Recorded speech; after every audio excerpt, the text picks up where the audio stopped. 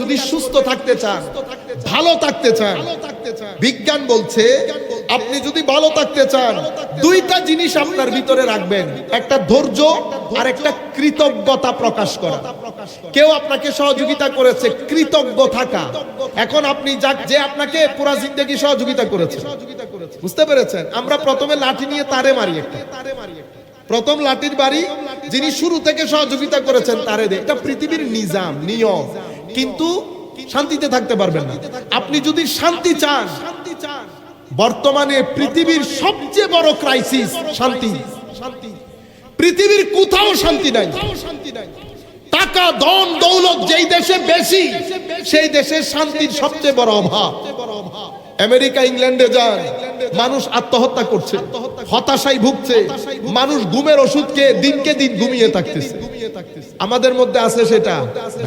কেন? আমাদের মধ্যে দিন আছে, ধর্ম আছে, আখিরাত আছে, আকীদা আছে, বিশ্বাস আছে।